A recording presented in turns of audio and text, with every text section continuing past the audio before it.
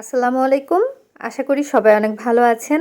আজ আপনাদেরকে সুজির সাথে অল্প কিছু উপকরণ দিয়ে এই পিঠাটা তৈরি করে দেখাবো।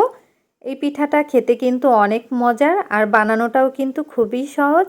বাসায় হঠাৎ কোনো মেহমান আসলে অল্প সময়ের মধ্যে এই পিঠাটা বানিয়ে তাদেরকে খাওয়াতে পারেন। তারা খেয়ে কিন্তু অনেক প্রশংসা করবে।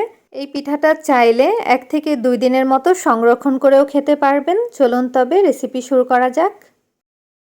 মেজারমেন্ট কাপের হাফ কাপ থেকে একটু বেশি পরিমাণ নিয়ে নিলাম ময়দা, সাথে দিয়ে দিচ্ছি 1/4 কাপ পরিমাণ সুজি, 1 টেবিল চামচ নারকেল কুড়া।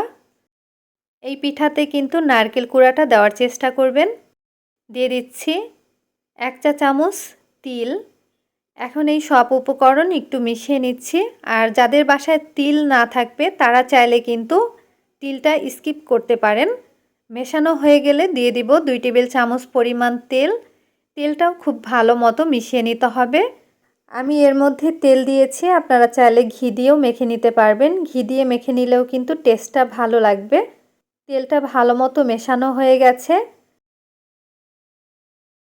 এখন এর মধ্যে দিয়ে দিচ্ছি চিনি। আমি এখানে 3 টেবিল চামচ পরিমাণ চিনি দিয়েছি, তবে চিনির পরিমাণটা আপনারা চাইলে কিন্তু বাড়িয়ে কমিয়ে দিয়ে নিতে পারবেন।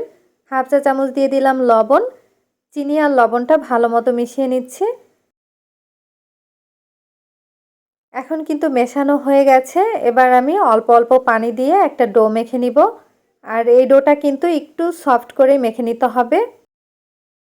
যেহেতু এই ডোয়ের মধ্যে সুজি রয়েছে তাই পানির পরিমাণটা কিন্তু অল্প অল্প করে দিয়ে ভালো মতো মেখে নিতে হবে।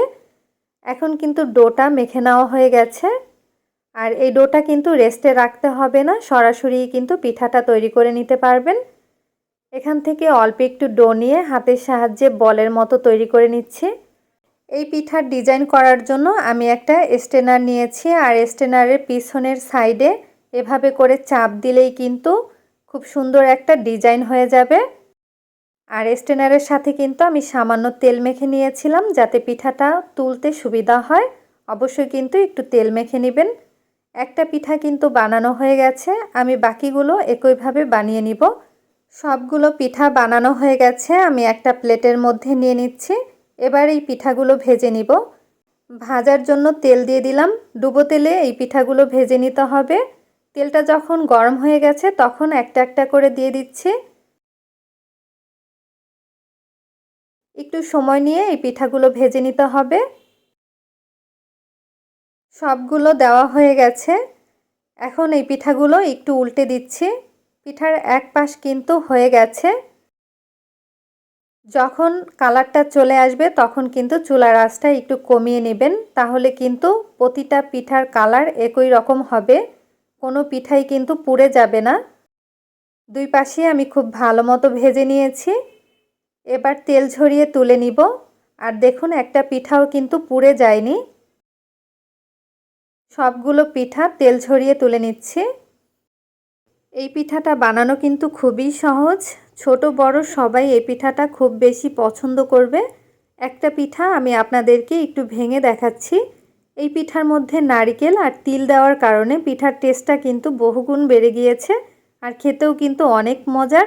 আশা করছি আজকের ভিডিও আপনাদের কাছে ভালো লেগেছে। ভালো লাগলে অবশ্যই ভিডিও শেয়ার করবেন। আজ এখানেই বিদায় নিচ্ছি। আল্লাহ হাফেজ।